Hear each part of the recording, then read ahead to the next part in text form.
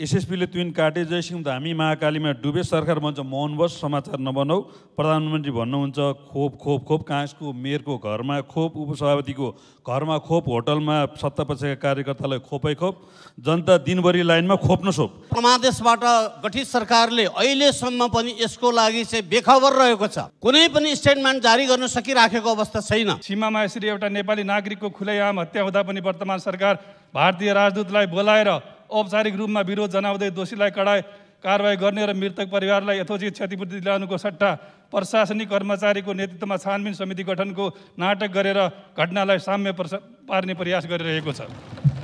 आज हामीले यो दुःखद घटना सम्झाउनु पर्दा उहाँको बोलीको ठेगान थिएन भन्ने कुरा प्रमाणित भएको छ। मृतकको चाहिँ उचित क्षतिपूर्ति चाहिँ व्यवस्था गर्नु पर्यो र चाहिँ संसदीय समिति छानबिन समिति गठन गर्नु पर्यो र भारतीय चाहिँ पक्षहरूसँग कूटनीतिक पहलबाट यसको तुरुन्त चाहिँ कारबाहीको लागि चाहिँ माग गर्दछु। सम्माननीय सभामुख महोदय, आज मैले एउटा गम्भीर मुद्दा उठाउन खोजिरहेको छु, तर दुःखद कुरा यो छ कि परमादेशबाट गठित वर्तमान सरकारले अहिलेसम्म मन्त्री परिषद समेत पूर्णता गर्न सकेको छैन, परराष्ट्र मन्त्री समेत नियुक्ति भएको छैन, संसदलाई बिजनेस विहीन बनाइएको छ र जनताका मूलभूत समस्याहरूप्रति सरकार उदासीन रहेको छ।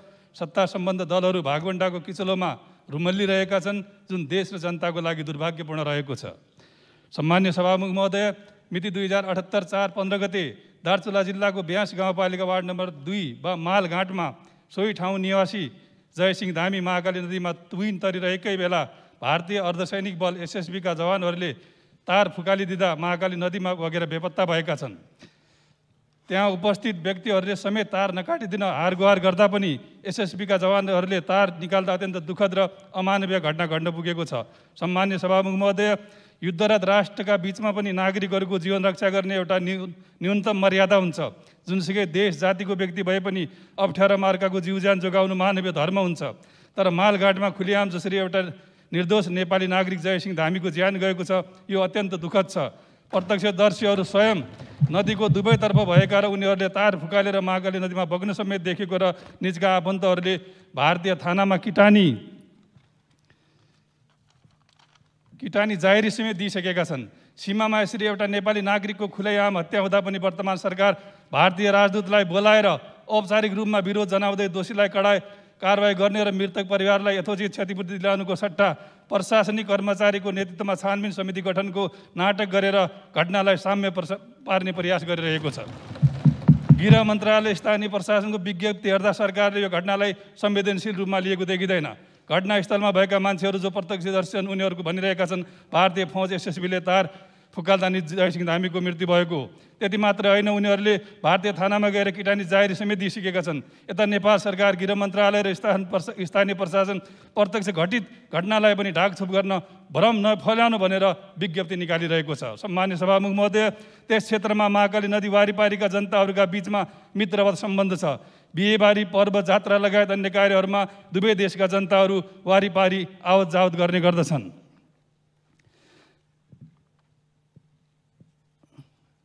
यस प्रकारको जघन्य बर्बर र मानवता विरोधी घटनाको त्यस क्षेत्रको जनप्रतिनिधिको नाताले र नेपाल कम्युनिस्ट पार्टी एमालेको तर्फबाट घोर भर्सना र विरोध गर्न चाहन्छु।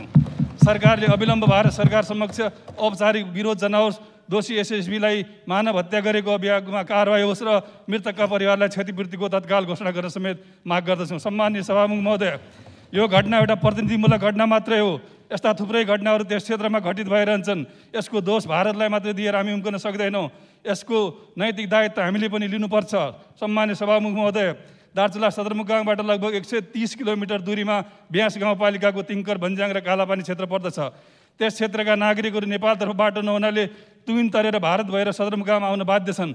पटक पटक सदन र सरकारलाई यो सडकलाई राष्ट्रिय प्राथमिकतामा राखेर सञ्चालन गर्न हामी आवाज उठाउँदै आएका छौँ।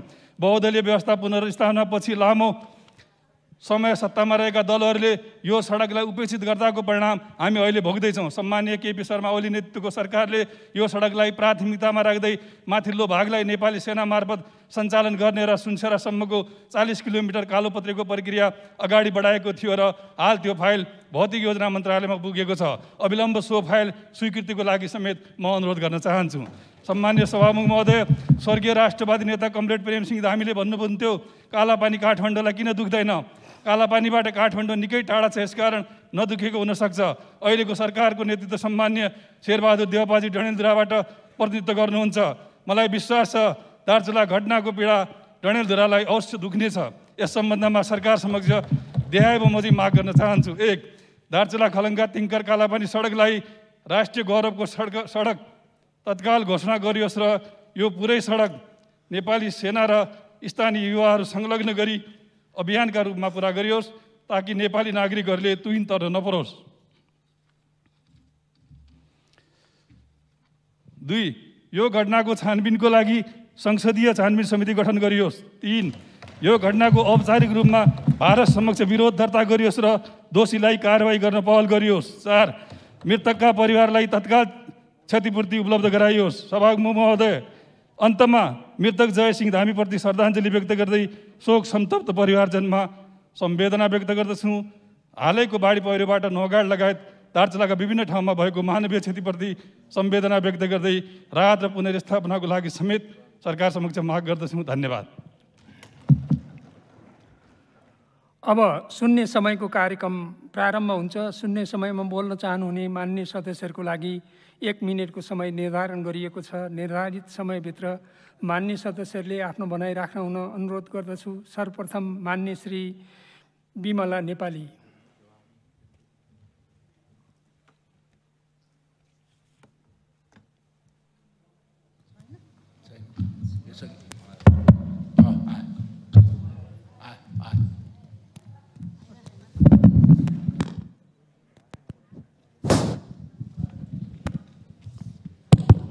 सम्मान्य सभामुख महोदय, यही 2078 साल साउन 14 गते दार्चुला जिल्लाको ब्यास गाउँपालिकाबाट भारत उत्तराखण्ड राज्यको पागल हुँदै खलङ्गा आउँदै गर्दा तुइनबाट महाकाली नदी तर्ने क्रममा जयसिंह धामी महाकाली नदीमा खसी बेपत्ता भएको घटनाप्रति म नेपाल सरकारको गम्भीरतापूर्वक ध्यान आकर्षण गराउन चाहन्छु र साथै उक्त घटनाको सत्य तथ्यको छानबिनको माग पनि गर्दछु। सभामुख महोदय, 2074 सालको निर्वाचनपछि बनेको 2 तिहाई सरकारका प्रधानमन्त्री केपी शर्मा ओलीले पहिलो निर्णय नै 1 वर्षभित्रमा देशैभरिका तुइन निर्स्थापित गर्छु भन्ने प्रतिबद्धता गर्नुभएको कुरा आज सम्झना आयो। सभामुख महोदय, सायद उहाँ प्रधानमन्त्री भएको 3 वर्षसम्म हुनुभयो तर काम भएन।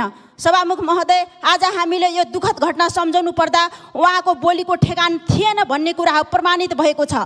तसर्थ हामी नेतृत्वमा बस्ने व्यक्तिहरूले सक्ने काम मात्रै गरौँ, नसक्ने काम नबोलौँ र जनतालाई नझुकाउँ भन्ने कुरा राख्न चाहन्छु। धन्यवाद। जय नेपाल। माननीय श्री बिमला विक। सम्माननीय सभामुखज्यू, म यस गरिमामय संसदमा बर्दिया जिल्लालाई सुनाउन उभिएको छु। बर्दिया जिल्लाका विविध परिचयहरू छन्, त्यसमध्ये एउटा नयाँ परिचय पनि थपिएको छ। भत्किएका पुलहरूको जिल्ला भनेर बर्दियाको परिचय थपिएको छ। बर्दिया जिल्लाको सदरमुकाम गुलेरियादेखि उत्तरको राजमार्ग जोड्ने जब्ती घाटको पुल करिब 16.5 करोड नेपाल सरकारको लगानीमा पप्पू कन्स्ट्रक्सनले बनाएको थियो। 73 सालमा त्यो पुल भत्किएर भाँचिएर पूर्ण क्षति भएको छ। निर्माणका लागि हामीले धेरै पहल गऱ्यौँ, हाम्रो कुरा सुनिएन। अब पुलले मान्छे वहाँ आवत जावत गर्ने होइन सभामुखज्यू, अब त्यो चाहिँ नदी रोक्ने बाँध बन्दैछ, अब नदी बस्तीमा प्रवेश गर्दैछ। यस्तै ठुलो धनजनको क्षति हुने कुरा निश्चित छ। सरकारलाई यसतर्फ ध्यान आकर्षण गर्दै यसको पुनर्निर्माणका लागि आग्रह अनुरोध गर्छु। त्यसै गरी बर्दिया र कैलाली जोड्ने सतीघाटको पुल छ, त्यो पुल 2टा जिल्ला मात्रै जोड्दैन, 2टा प्रदेश पनि जोड्छ। यो रणनीतिक महत्त्वको पुल पनि हो। यो पुलको स्पान कम भयो भनेर हामीले पहिलेदेखि बोलिरहेका थियौँ, हाम्रो कुरा सुनिएन। अहिले 2टा स्पानहरू भाँसिएको छ, पुल क्षति छ, नागरिकहरू त्रसित छन्। यस सन्दर्भमा सरकारको ध्यान आकर्षण गराउँदै निर्माणको कार्य अविलम्ब। माननीय श्री ब्रिजेश कुमार गुप्त।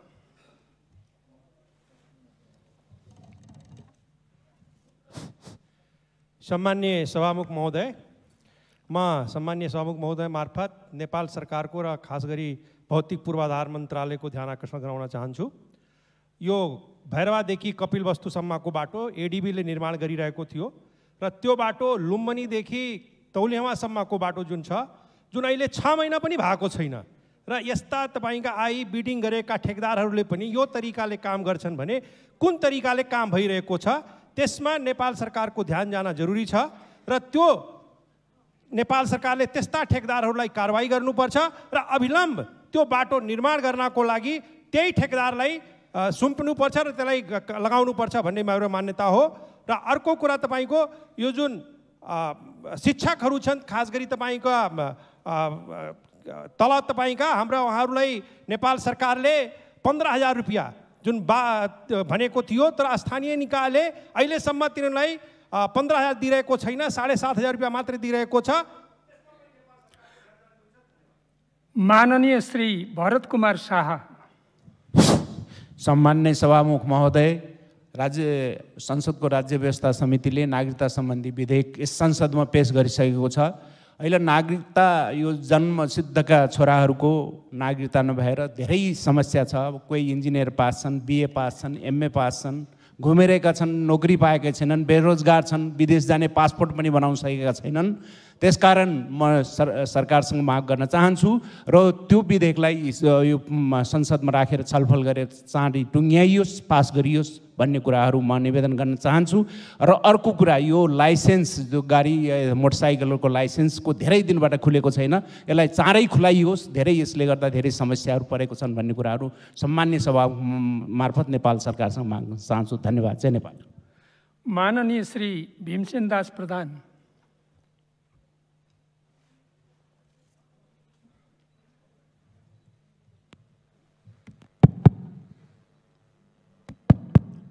सम्माननीय सभामुख महोदय, कोभिडको तेस्रो भाइरल बढ्ने क्रममा अहिले विशेष कुराहरू हामीले प्राप्त छ र अहिले म के भन्दैछु भने सभामुख मार्फत सम्बन्धित निकायको ध्यान गर्न चाहन्छु। जुन रेमिट्यान्सबाट आज राज्य व्यवस्था चल्दैछ, आज त्यही रेमिट्यान्स ल्याउने श्रमिक युवाहरू जो विदेशको लागि रोजगारको लागि जाँदैछ, उहाँहरू बिहान 3-4 बजे उठेर स्वास्थ्य निर्देशालयमा चाहिँ भेरिफिकेसन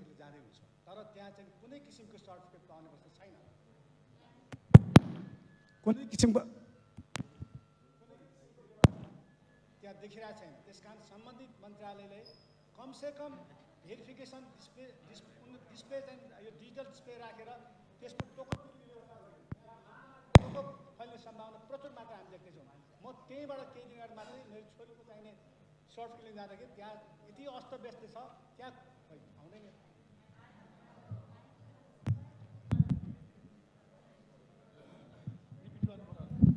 समयको लागि पाऊँ सभामुख महोदय।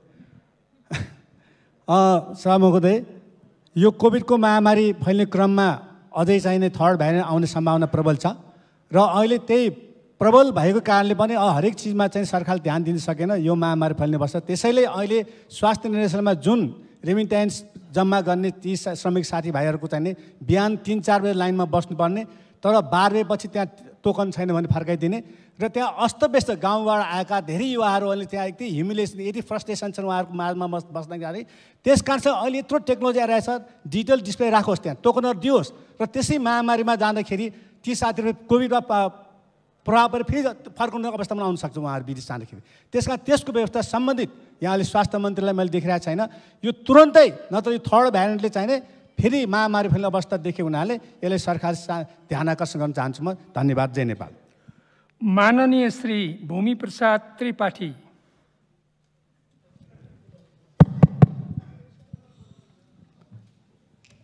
सम्मान्य सभामुख महोदय, यही श्रावण 15 गते दार्चुलाका जयसिंह धामी तुइनबाट महाकाली नदी पार गरिरहेको बेला भारतीय सुरक्षा बल एसएसबीले तुइनको लट्ठा चुडाई बेपत्ता पारेको अमानवीय, क्रूर र आपराधिक घटनाको घोर निन्दा एवं भर्त्सना गर्दछु।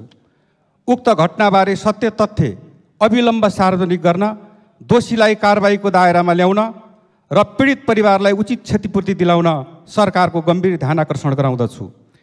यस किसिमको जघन्य घटनाप्रति परमादेशबाट बनेको वर्तमान सरकार भारतीय दादागिरीका सामु निरीह साबित भएको छ। यो सरकार नेपाली नागरिकका लागि होइन, अरू कसैका लागि कम्फर्टेबल भएको चर्चा सर्वत्र सुन्न पाइन्छ।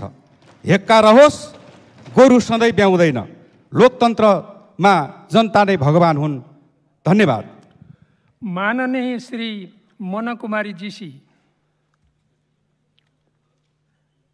सम्माननीय सभामुख महोदय, जयसिंह धामी ज्यूप्रति भावपूर्ण श्रद्धाञ्जली व्यक्त गर्न चाहन्छु। सुखी नेपाली समृद्ध नेपालको राष्ट्रिय आकाङ्क्षाकार पूर्व प्रधानमन्त्री केपी शर्मा ओलीको यात्रामा मात्रै अगाडि बढ्नुभयो भने जनताहरूले तपाईँहरूलाई रुचाउनेछन्। अझै पनि तपाईँहरू विरोध गर्दै जानुहुन्छ भने जनताहरूले अझै चिन्नेछन्। मैले तपाईँहरूलाई यही आग्रह गर्न चाहन्छु। म आज संविधानले दिएको सम्मानपूर्वक बाँच्न पाउने हकलाई दुरुपयोग गर्दै राउटे जातिका 2 जना चेलीहरूमाथि 2 महिना पहिला सम्झना र गाजलु ती निर्दोष चेलीहरूमाथि जुन खालको एउटा अमानवीय व्यवहार गरियो, सामाजिक सञ्जालमा एकदम भाइरल गराइयो र तिनीहरूलाई न्यायको कठघरामा ल्याए पनि फेरि कहिले उनीहरूलाई मृत्यु भयो भनेर, कहिले चाहिँ उनीहरूलाई मारिए भनेर अथवा मृत्युदण्ड पाउँदैछन् भनेर विभिन्न खालले प्रचार प्रसार गरियो। उनीहरूको न्याय होस् र तिनीहरूलाई सार्वजनिक गर्दै अझ के कस्तो भइराखेको छ यो बाहिर आओस्, यो माग गर्न चाहन्छु। हस्, धन्यवाद। माननीय श्री महेश बस्नेत। सामान्य सभामुख महोदय, एसएसपीले तुइन काटे, जयसिंह धामी महाकालीमा डुबे, सरकार भन्छ मौन बस, समाचार नबनाऊ। प्रधानमन्त्री भन्नुहुन्छ खोप खोप खोप, काँसको मेयरको घरमा खोप, उपसभापतिको घरमा खोप, होटलमा सत्तापक्षका कार्यकर्तालाई खोपै खोप, जनता दिनभरि लाइनमा खोप नसोप। बिचरा सरकार व्यापारी मन्त्री बनाउँछ, दक्ष सचिव फेर्छ, वीरस्थलको एमडी फेर्छ, स्वास्थ्य माफियालाई संरक्षण गर्छ, देशभर पीडित जनता राहत पाइन भनेर कराउँदछन्। काँसका विपक्षीहरू सत्ता नपर्दा मन्त्री नपाए सत्तामा जान्न भन्दैछन्। काँसका वडा अध्यक्षहरू नगरपालिकाको कार्यालय फोड्दैछन्। माओवादी जसोभा भन्दैछ मन्त्री सङ्ख्या नबढाए सांसदले आत्महत्या गर्ने भए, दिमागमा आतङ्क ल्याए, भूकम्प ल्याए। परामदेशबाट बनेको सरकार 3 हप्ता भएछ, मन्त्रीमण्डल गठन भएन, न्यूनतम साझा कार्यक्रम आएन। प्रधानमन्त्री अब बेरोजगार भएका त्रिपाठीहरूलाई अदालत पठाउनुहोस्, फलाना पार्टीको फलाना मन्त्रीलाई मन्त्री बनाइपाउँ भनेर परामदेश जारी गराउनुहोस्, नत्र जनादेश बिनाको सरकार चल्ला जस्तो देखिएन। अब जनता भन्दैछन् केपी बा आई लभ यू। माननीय श्री महेश्वर जङ गहतराज अथक।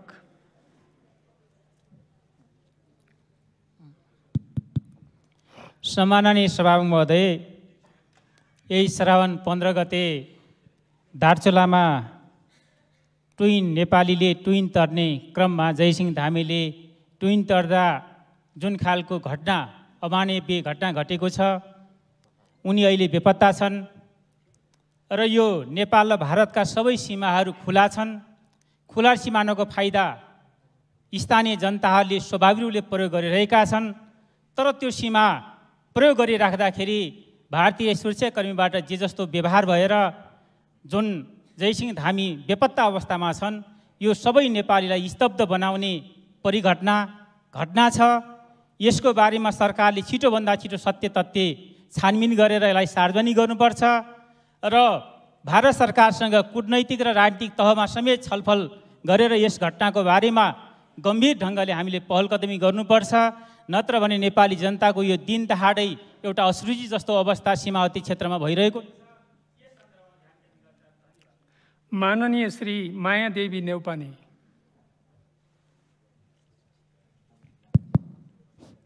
सम्माननीय सभामुख महोदय, सर्वप्रथम यसपटकको भीषण बाढीबाट सिन्धुपाल्चोकको मेलम्ची बजार लगायत मनाङ जिल्लाका विभिन्न पुलहरू अनि घरहरू विस्थापित भएको र थुप्रै अरबौँको धनजनको क्षति भएको प्रति म एकदमै दुखी छु र ती घरबार विहीन भएका प्रति शीघ्रातिशीघ्र सरकारले यथोचित र एउटा सुरक्षित आवासको निर्माणको निम्ति पहल गरिदिनु म आग्रह गर्दछु। साथै मृतकप्रति हार्दिक श्रद्धाञ्जली दिन चाहन्छु। सम्माननीय सभामुख महोदय, वर्तमान सरकारलाई मेरो यो आग्रह छ कि ओली सरकारले ल्याएका ती जनमुखी जनप्रिय कार्यक्रमहरू जो वृद्ध भत्ता अनि त्यसपछि सामाजिक सुरक्षादेखि लगायत शैक्षिक प्रमाणपत्र धितो राखेर शैक्षिक ऋण र न्यून ब्याजमा लघु वित्त ऋण आदि लगायतका ती आर्थिक र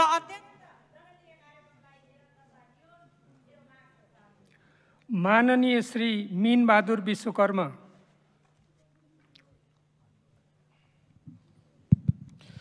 सम्माननीय सभामुख महोदय, धरान स्थित बीपी कोइराला स्वास्थ्य विज्ञान प्रतिष्ठान पूर्वाधार र कार्यक्रमका दृष्टिले प्रदेश 1 को वा नेपालको मात्रै होइन, दक्षिण एसियाकै स्वास्थ्य क्षेत्रको नमुना प्रतिष्ठानको रूपमा रहेको छ। विगत लामो समयदेखि त्यहाँका पदाधिकारी, भिसी र उच्च तहका कर्मचारीहरूको लापरवाही, नीति तथा व्यक्तिगत स्वार्थका कारण माफिया र डनहरूको संलग्नतामा भएको अनियमितता र भ्रष्टाचारले आज बिपी कोइराला स्वास्थ्य विज्ञान प्रतिष्ठान आफै सिकिस्त भएको छ। यसको सुधारका लागि चिकित्सक, कर्मचारी र विद्यार्थीहरू 1.5 महिनादेखि आन्दोलनरत छन्।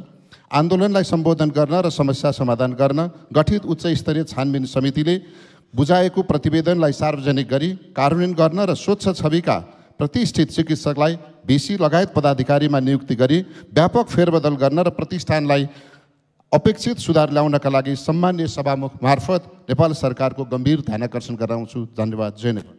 माननीय श्री मीना सुब्बा।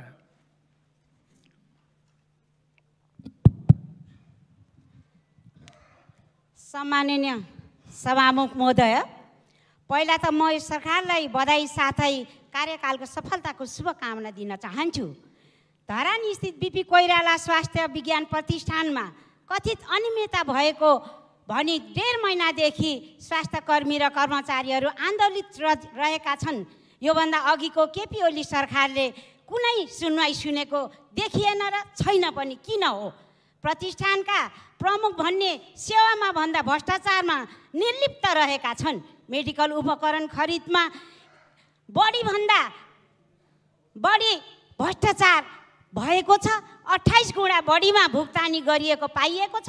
प्रतिष्ठानमा बेलैमा निराकरण नगर्ने हो भने नेपाल वायु सेवा निगम टाटपल्टे झैँ यो प्रतिष्ठान पनि चाँडै मृत अवस्थामा देख्न पाइन्छ। सभामुख महोदय, त्यसकारण दोषीलाई कडाभन्दा कडा कारबाही गर्नका लागि म सभामुख मार्फत सरकारको गम्भीर ध्यान आकर्षण गर्न चाहन्छु। माननीय श्री मेटमणि चौधरी।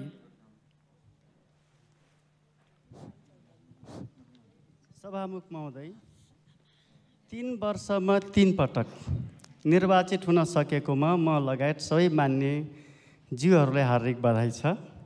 मुलुकको प्रणाली जोगाउनको लागि, संविधानको रक्षा खातिर र कानुनी राज्य स्थापनाको लागि सर्वोच्च अदालतको ऐतिहासिक फैसलाप्रति सम्मान व्यक्त गर्न चाहन्छु। सर्वोच्चको फैसलाले आगामी दिनमा कुनै पनि प्रधानमन्त्रीले आफ्नो अधिकारको सीमाभन्दा बाहिर गएर प्रतिनिधि सभा विगत नगरून् भन्ने राम्रो पाठ सिकाएको छ। विक्रम सम्वत 2074 सालमा निर्वाचित भएका सांसदहरूले जस्तै आगामी दिनमा सांसदहरूले दुःख नपाउन् भनेर राम्रो नजिर स्थापित गरेको छ। यसैले पुनः अदालतप्रति हार्दिक आभार व्यक्त गर्न चाहन्छु र बधाई भन्न चाहन्छु र बाँकी अवधिभरि जनप्रतिनिधिहरूको सर्वोच्च संस्था प्रतिनिधि सभा विघटन नहोस्। संविधानको धारा उपधारामा उल्लेख भए बमोजिम नै नेपाल सरकार अगाडि बढोस्। संविधानको पालना गर्ने कुरामा ध्यान पुगोस्। शक्ति र सत्तामा छु भन्दैमा सरकारको नेतृत्व गर्ने व्यक्तिहरूमा घमण्ड। माननीय श्री मोहन बानिया।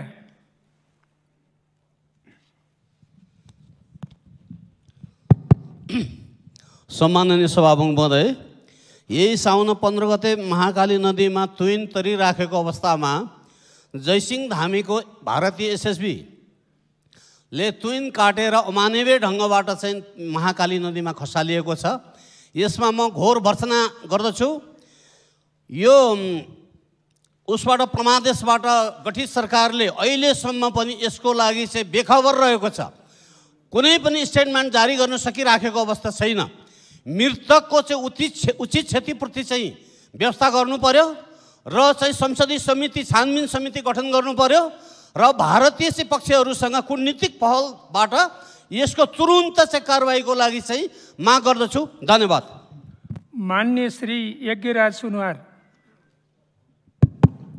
सम्मान्य सभामुख महोदय, केही दिन अघि महाकाली नदी तर्ने क्रममा भारतीय सीमा सुरक्षा बलले तुइन काटिसकेपछि जयसिंह धामी बेपत्ता भएको घटनाले हामी सबैलाई स्तब्ध बनाएको छ। सभामुख महोदय, यो घटना नेपालीहरूमाथिको अपमान त हो नै, मानवता विरोधी जघन्य अपराध पनि हो। तसर्थ सरकारले यस विषयमा सत्य तथ्य यो संसदलाई जानकारी गराओस् भन्ने जोरदार माग गर्दछु। कोभिड विरुद्धको खोप सञ्चालनमा जुन प्रकारको अस्तव्यस्तता देखिरहेको छ, हिमाल, पहाड, तराई 77 जिल्लामा समानुपातिक रूपमा कोभिड विरुद्धको खोप उचित व्यवस्थापन सहित सञ्चालन होस्, जोरदार माग गर्दछु। धन्यवाद। माननीय श्री योगेश कुमार भट्टराई। सभामुख महोदय, ताप्लेजुङका पत्रकार आनन्द गौतमले केही दिन अगाडि एउटा समाचार लेख्नुभयो। ताप्लेजुङ जिल्लाकी वरिष्ठ अयब लक्ष्मी ओनेमले 9 घन्टामा 940 जनालाई खोप लगाउनुभयो। यो धेरै सुखद समाचार हो सभामुख महोदय। तर तथ्याङ्क यस्तो मात्रै छैन सभामुख महोदय, 60% भन्दा बढी नागरिकलाई खोप लगाउनु पर्ने आजसम्म पूर्ण खोप 5%ले मात्रै पाएका छन् भने 14%ले पहिलो खोप पाएका छन्। 16,000 खोप केन्द्रमध्ये 3,000 खोप केन्द्र मात्रै परिचालित छन् र 10,000 स्वास्थ्यकर्मीहरू खोप लगाउने कामबाट विमुख छन्। यस्तो अवस्थामा असोज महिनाभित्र सबै खोप लगाउँछु भन्ने मन्त्रीको घोषणा र खोप खोप खोप भन्ने प्रधानमन्त्रीको घोषणा लागू हुने देखिँदैन। त्यसैले सम्माननीय प्रधानमन्त्रीजी, कोरोनाको रोकथाम र नियन्त्रणको निम्ति तपाईँलाई समयको छुट छैन, शङ्काको लाभ छैन र तपाईँको समय अब सुरु भएको छ। हेक्कार होस्। धन्यवाद। माननीय श्री राजबहादुर बुढा छेत्री।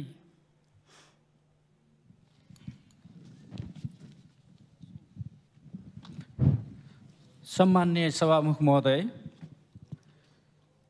एसएसपीले सिमानामा घटाउने घटना यो जयसिंह धामीको मृत्यु यो पहिलो होइन। पटक पटक यस्ता घटनाहरू नेपालीहरूले भोग्नुपर्ने हामीले विगतका घटनाहरू पनि देखेका छौँ, सुनेका छौँ। गोविन्द गौतमलाई विगत केही समय पहिले यो कञ्चनपुरको बेलौरीमा गोली हानेर हत्या गरिएको थियो। यो सिमानामा यस्तो खालको दादागिरी, यो ठुल्दाई प्रवृत्ति भारतको किन कहिलेसम्म चलिरहने हो? यस्ता खालका घटनाप्रति घोर भर्त्सना व्यक्त गर्न चाहन्छु। यो एकजना नेपालीलाई मारेर 3 करोड नेपालीहरू दुखी बनाउने भारतको यो नियतले यो सच्चा छिमेकीको यो सौहार्द व्यवहार यो देखिँदैन। यो मित्रतामा धेरै कुठाराघात गराउँछ यस्तो घटनाले। त्यसैले यस्ता घटनाहरूलाई भारतीय पक्षले आगामी दिनमा नघटाउनको लागि र नेपाल सरकारले पनि यस्ता। माननीय श्री राजेन्द्र कुमार राई।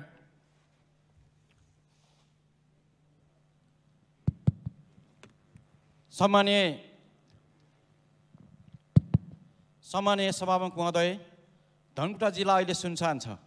गाउँ बस्ती जनताहरू त्रसित छन्। कोरोना भाइरसको कारणबाट 40जना भन्दा मानिसको मृत्यु भइसकेको छ। अहिले पनि कोरोना भाइरसको कारणबाट सङ्क्रमित 2400 भन्दा बढी छन्। अहिले खोपको व्यवस्था भएको छैन। म के आग्रह निवेदन गर्न चाहन्छु भने सभामुख मार्फत 1,70,000 जनसङ्ख्या रहेको ठाउँमा तत्काल रूपमा जनसङ्ख्याको आधारमा खोपको व्यवस्था गरेर धनुटाका जनताहरूलाई बाँच्ने व्यवस्था गर्नका निम्ति यो सरकार मार्फत म जोरदारको रूपमा माग गर्न चाहन्छु। धन्यवाद। माननीय श्री राजेन्द्र प्रसाद गौतम। सम्माननीय सभामुख महोदय, गत शुक्रबार भारतीय सीमा सुरक्षा बल एसएसपीले तुइन फुकाली दिएपछि महाकालीमा खसेर बेपत्ता 33 वर्षीय जयसिंह धामीको अवस्था अझै अज्ञात छ। तुइन काटेर सीमामा निर्दोष व्यक्तिको हत्या गरिनु अन्तर्राष्ट्रिय फौजदारी अपराध हो। सरकारले गृह सचिवको नेतृत्वमा छानबिन समिति बनाएको समाचार आयो र संसदलाई बाइपास गरियो। त्यसकारण तत्काल संसदीय छानबिन समितिको गठन गरियोस् र घटनाको अवस्था के हो त्यसको जानकारी माननीय गृहमन्त्रीलाई तत्काल यो संसदलाई जानकारी गराउनका निम्ति म जोरदार माग गर्न चाहन्छु। उत्तर दक्षिण कोशी सडक आयोजना सङ्खुवा सभा भारतसँगमा सिमाना जोगमनीदेखि चीनको सिमाना किमाथाङकाको सडक हो। यो त्रिदेशीय चीन, नेपाल र भारत माननीय श्री रामबहादुर बिष्ट।